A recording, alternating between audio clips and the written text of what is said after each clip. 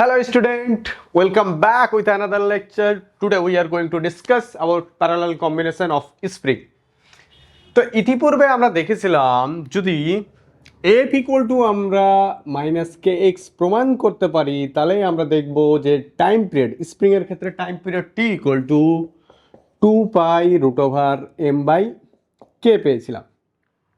তার পরবর্তীতে আমরা জানলাম যদি একাধিক স্প্রিং শ্রেণী সমবায় যদি কানেক্টেড থাকে তাহলে সেই ক্ষেত্রে টাইম পিরিয়ডটা আছে আমাদের 2π√m/k অফ ই। এই ক্ষেত্রে 1/k of e equal two 1/k1 plus 1/k2। This is series বা শ্রেণী সমবায়। এবার আজকে আমরা দেখব সমান্তরাল সমবায়। একাধিক স্প্রিং যদি সমান্তরাল সমবায়ে কানেক্টেড থাকে তাহলে সেই ক্ষেত্রে টাইম পিরিয়ড কি আসবে বা কীরূপ হবে। তাহলে শুরু করি। ধরি দুটো স্প্রিং দিস ইজ K2 আর একখানে স্প্রিং হচ্ছে K1 স্প্রিং কনস্ট্যান্ট এম ভরের বস্তু কানেক্ট হয়ে আছে। তাহলে একে যদি আমি এক্স পরিমাণ সামনের দিকে ডিসপ্লেস করি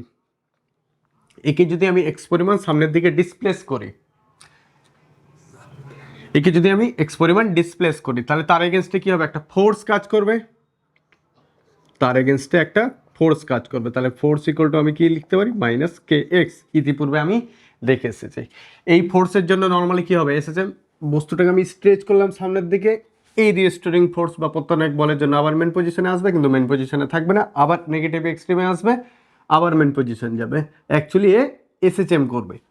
যদি এসএচএম করে তাহলে সমান্তরাল সমবায়ের ক্ষেত্রে টি ইকুয়াল টু আমরা বলতে পারি 2π√m/k of E, whereas ke equal to k1 plus k2 আরও যদি থাকে k3 k4 যোগ হতে থাকবে। তাহলে এই ক্ষেত্রে ke equal to k1 plus k2 কীভাবে আসছে সেটাই আমরা দেখব। তাহলে কি দেখলাম, যদি কোনো একটা বস্তুকে যদি সামনের দিকে এক্স পরিমাণ ডিসপ্লেস করি তার এগেনস্টে একটা ফোর্স কাজ করে, সেটা হচ্ছে f equal to minus K x. এই ক্ষেত্রে এই ফোর্সটা কি হবে, দুই ভাগে ডিভাইড হয়ে যাবে। তাহলে এটা আমি F2 নিলাম, এটা হয়ে যাবে F1। এই F ফোর্সটাই কি হবে, দুই ভাগে ডিভাইড হয়ে যাবে। এক নম্বর কথা। দুই নম্বর কথা, এই অবজেক্টটাকে যদি আমি এক্স পরিমাণ সামনের দিকে নিয়ে যাই তাহলে এই স্প্রিং কতটা স্ট্রেচ হবে, এক্স পরিমাণ, এই স্প্রিং কতটা হবে এক্স পরিমাণ। দুটো অবজেক্ট ফিক্সড, এটা ফিক্সড, তাহলে অবজেক্টটা যদি এক্স পরিমাণ সামনের দিকে যায় তাহলে উপরের স্প্রিংও কিন্তু এক্স পরিমাণ সরণ হবে, নিচের স্প্রিংও কিন্তু এক্স পরিমাণ সরণ হবে বা স্ট্রেচ হবে। ঠিক আছে, তাহলে এই ক্ষেত্রে আমরা কি বলতে পারি, এই ক্ষেত্রে আমরা বলতে পারি যে F1 ইকুয়াল টু, এই ক্ষেত্রে আমরা বলতে পারি যে F1 equal to K1x and F2 equal to হচ্ছে K2x।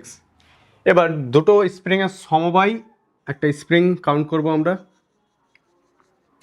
যেটাকে আমরা নাম দেব কে অফ ই, এম ভরের বস্তু, সামনের দিকে যদি এক্স পরিমাণ সেম ডিসপ্লেসমেন্ট হয় তার এগেনস্টে একটা বল কাজ করবে। তাহলে এফ ইকুয়াল টু কী হবে, এই যদি এক্স পরিমাণ ডিসপ্লেস হয় তাহলে এই স্প্রিংটাও এই ক্ষেত্রে কী হবে, এক্স পরিমাণ ডিসপ্লেস হবে। তাহলে এফ ইকুয়াল টু আমরা লিখতে পারি কে অফ ই ইন্টু এক্স। ওকে, তাহলে আমরা এখন দেখি যে এই ফোর্সটা কি হয়েছে, দুভাগে ডিভাইড হয়েছে। তাহলে এখন আমরা কি বলতে পারি, এখন এফ ইকুয়াল টু আমরা বলতে পারি F1 প্লাস F2। ভ্যালুগুলো বসিয়ে দিই, K e of x K1x plus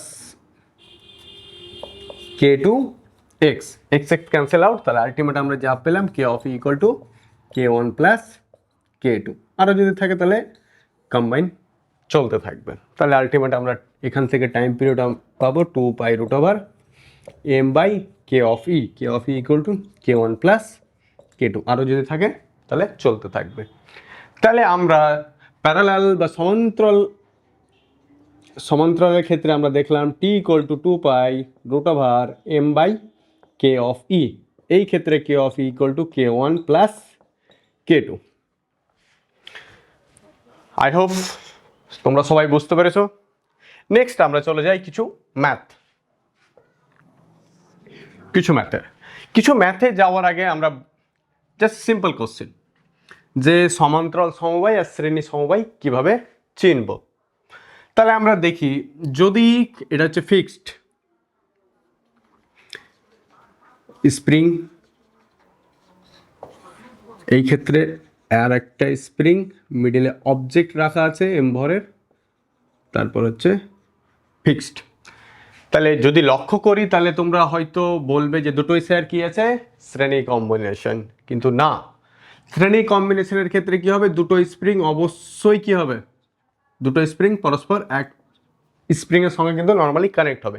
কিন্তু এই ক্ষেত্রে যখন একটা ফিক্সড পয়েন্ট, মিডিলে অবজেক্ট বস্তু, তারপর ফিক্সড পয়েন্ট, তাহলে এই দুটো কি আছে, দুটো স্প্রিংয়ের সঙ্গে কিন্তু এরা পরস্পর কানেক্টেড নয়।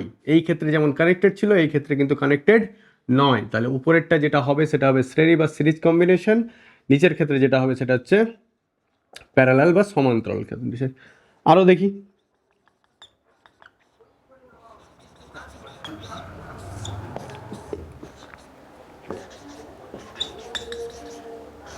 তাহলে এই স্প্রিংগুলো কীরূপ আছে, K1 K2 K3, জাস্ট নাম দিয়ে দিলাম।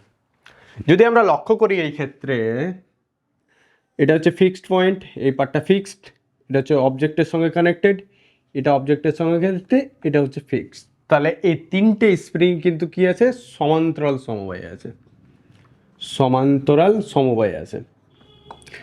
যদি একটা স্প্রিংয়ের সঙ্গে আরেকটা স্প্রিং কানেক্টেড থাকে তখন আমরা বলবো শ্রেণী সমবায়, আর যখন দেখবো যে একটা ফিক্সড আর একটা object, fixed object, object fixed point, তখন দেখবো পুরোটাই কি আছে, সমান্তরাল কম্বিনেশনে আছে।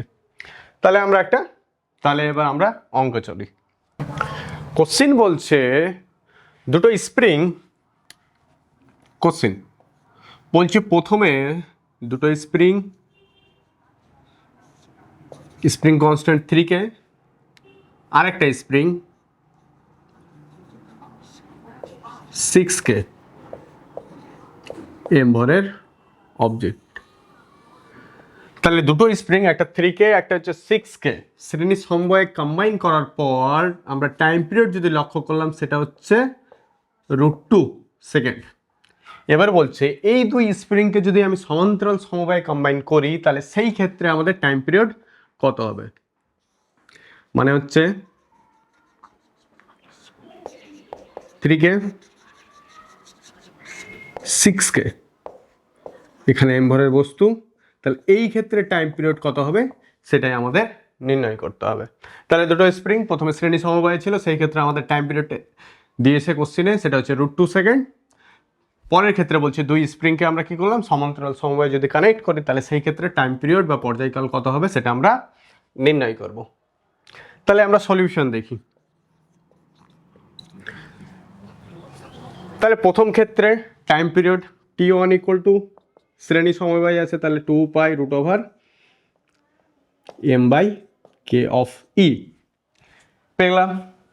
এবার সিরিজের ক্ষেত্রে K of E = কত হয়, সিরিজের ক্ষেত্রে 1/k of E = 1/k1 plus 1/k2, ইতিপূর্বে আমরা দেখেছি। তাহলে এখান থেকে K of E কত হবে, তাহলে K1 K2 K1 plus K2, তাহলে আলটিমেট, তাহলে দুটো গুণ 3 6 18, দুটো যোগ, তাহলে 18K বাই কত, K স্কোয়ার, তাহলে এটা হচ্ছে 9K। তাহলে আলটিমেট আমরা যা পাবো সেটা হচ্ছে 2K। তাহলে আলটিমেট T1 = হচ্ছে 2π√m/2K, first situation. Second situation parallel combination, parallel কম্বিনেশনের ক্ষেত্রে T2 = হচ্ছে আমাদের 2π√m/k of E। এই ক্ষেত্রে K of E = কত হবে, K1 প্লাস K2, তাহলে যদি নর্মালি যোগ করি তাহলে আলটিমেট 9K। তাহলে K of E = হচ্ছে আমাদের 9K। Okay, so this is 1, this is 2, তাহলে 2/1 যদি আমরা করি তাহলে T2/T1, তাহলে 2π ক্যান্সেল, ক্যান্সেল, আলটিমেট 9K নিচে আসবে, উপরে চলে যাবে 2K, তাহলে আলটিমেট আমরা পাবো 2/9।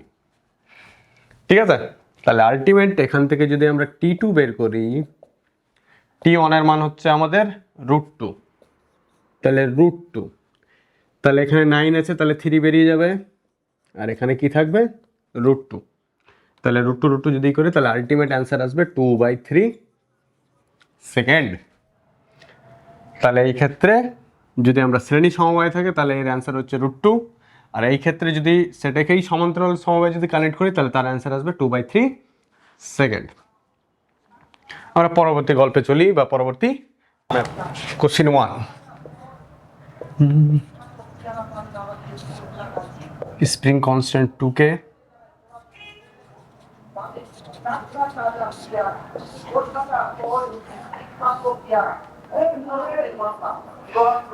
this is m, this is k, this is k।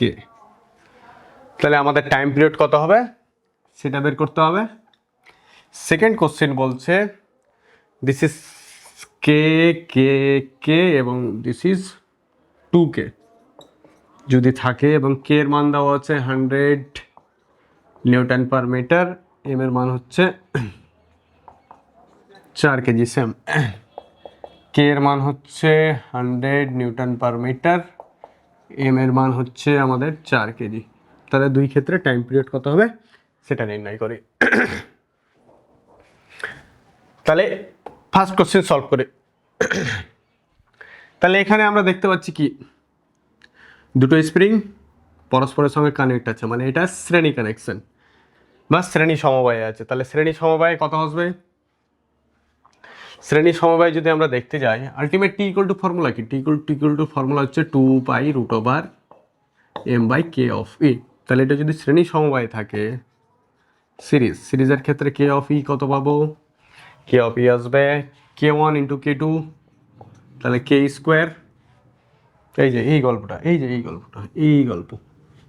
তাহলে প্রথমে গুণ করলাম তারপরে যোগ করবো, তাহলে 2k, তাহলে আলটিমেট যেটা পাবো k/2, তাহলে এই দুটোর কম্বাইনে পাবো k/2, তার সঙ্গে কি আসবে এই দুটো প্যারালাল আছে, যদি প্যারালাল থাকে তাহলে কে অফ ই ড্যাশ ধরে নিলাম, তাহলে k/2 এই দুটো থেকে, আর এটা হচ্ছে +2k, তাহলে আলটিমেট আসবে আমাদের 5k/2।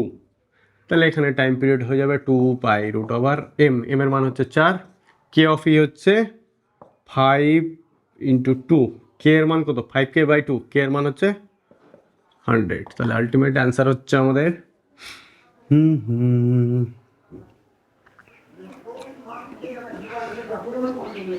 তাহলে দিস কত হবে 25, তাহলে আলটিমেট 2π√2/5 5 × 5, তাহলে আলটিমেট আমাদের আসবে 5 বেরিয়ে যাবে 2/5π√2/25। দিস সরি এই দুটোর জন্য একটা বেরিয়ে গেছে, তাহলে ultimate 2/5, this is the answer. But এই ক্ষেত্রে দেখি, এই ক্ষেত্রে যদি আমরা লক্ষ্য করি তাহলে ফিক্সড পয়েন্ট অবজেক্ট, তাহলে তিনটাই আছে আমাদের নর্মালি প্যারালাল কম্বিনেশনে। প্যারালালের ক্ষেত্রে কে অফ ইকুয়াল টু কত হবে, k + 2k, তাহলে আলটিমেট হচ্ছে আমাদের 4k, তাহলে আলটিমেট অ্যান্সার হচ্ছে 2π√m/4k। তাহলে ভ্যালুগুলো বসিয়ে দিই, 2π√m এর মান হচ্ছে 4, k এর মান হচ্ছে 4 × 100, তাহলে 4 ক্যান্সেল আউট, তাহলে আলটিমেট বেরিয়ে কত থাকবে 10, তাহলে 2/10 পাই, তাহলে 1/5 মানে π/5 সেকেন্ড, দ্যাটস দ্য অ্যান্সার। তাহলে আশা করি বোঝা গেছে শ্রেণী কম্বিনেশন অ্যান্ড প্যারালাল কম্বিনেশন। এবার আমাদের কোশ্চিন হচ্ছে যদি কোনো একটা স্প্রিংকে আমি 2 ভাগে বা 3 ভাগে কেটে দিই, কাটিং অফ স্প্রিং যদি কেটে দিই তাহলে এই কনস্ট্যান্ট ভ্যালু আছে তার কী রূপ পরিবর্তন হবে বা কি হতে পারে, ঠিক আছে, সেটাই আমরা এখন দেখব। তাহলে এখন আমরা লক্ষ্য করব কাটিং অফ স্প্রিং। কোনো একটা স্প্রিং আছে, তাকে যদি আমি 2 ভাগে কাটি বা 3 ভাগে কাটি বা 4 ভাগে কাটি, ইন টাইমস বরাবর যদি কাটি তাহলে কত অ্যান্সার হবে। যদি একটা spring this is spring, length হচ্ছে এল, স্প্রিং কনস্ট্যান্ট হচ্ছে কে। তাকে যদি মিড বরাবর আমি কেটে দিই, মিড বরাবর কেটে দিই, তাহলে আলটিমেট কি আসবে? তাহলে আমরা দুটো স্প্রিং পাবো, তাহলে দুটো স্প্রিং পাবো, তাহলে লেন্থ কি হয়ে যাবে? L/2, L/2 হাফ কেটেছি। কে এর কি রূপ পরিবর্তন হবে? আমরা যত ভাগে বিভক্ত করব কে এর মান কিন্তু তত গুণই বৃদ্ধি পাবে। তাহলে 2 ভাগে বিভক্ত করেছি, তাহলে কে কি হয়ে গেছে? 2K। যদি এই স্প্রিংটাকে আমি যদি 3 ভাগে ভাগ করি, তাহলে আমরা 3টা পার্ট পাবো। 3 ভাগে যদি বিভক্ত করি তাহলে আমাদের লেন্থ কত হয়ে যাবে? L/3। যেহেতু 3 ভাগে বিভক্ত করেছি তাহলে কে এর মানে এই ক্ষেত্রে কত হয়ে যাবে? 3K। তাহলে যদি আমরা n টাইমস যদি ডিভাইড করি, 1 2 3 4 অ্যান্ড সো অন যদি চলতে থাকে, তাহলে আমাদের লেন্থ কত হবে? L/n, L/n, L/n, L/n। তাহলে কে এর ভ্যালু কত হবে? যতবার বিভক্ত করেছি তার সঙ্গে তত গুণ, তাহলে nk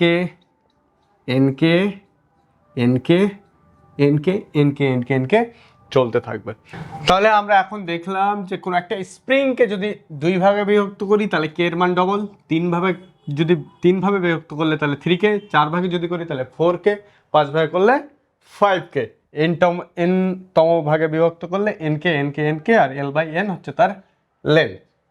এই টপিকের উপর একটা কোশ্চিন দেখে নিই। কোশ্চিন হচ্ছে দিস, কোনো একটা স্প্রিং আছে এম, স্প্রিংটা অবশ্যই SHM করছে, এই ক্ষেত্রে হচ্ছে অ্যান্সার বলে দিয়েছে T1 = হচ্ছে 2 সেকেন্ড, এর লেন্থ হচ্ছে L, স্প্রিং কনস্ট্যান্ট হচ্ছে K। কোশ্চিন হচ্ছে এই স্প্রিংটা যদি মিড বরাবর কেটে দেওয়া যায়, এই স্প্রিংকে মিড বরাবর কাটার পর যদি আমরা সমান্তরাল সমবায়ে কানেক্ট করি তাহলে সেই ক্ষেত্রে টি এর মান কত হবে?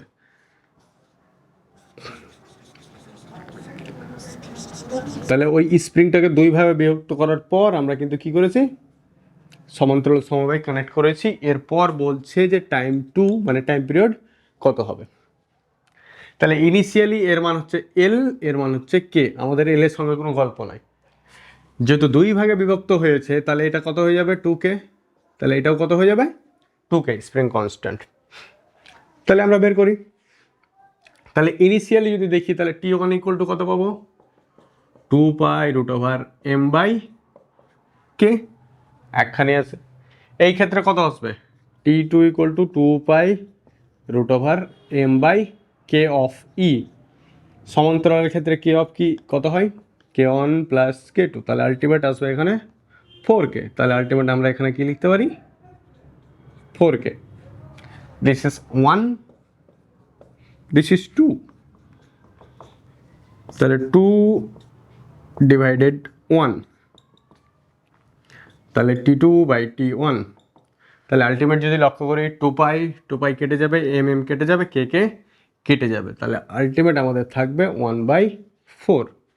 তাহলে T2 = T1 এর মান হচ্ছে আমাদের 2 সেকেন্ড, 2√1/4। তাহলে 1/4, 4 এর জন্য 2 বেরিয়ে যাবে, তাহলে 2/2। তাহলে আলটিমেট অ্যান্সার হচ্ছে 1 সেকেন্ড।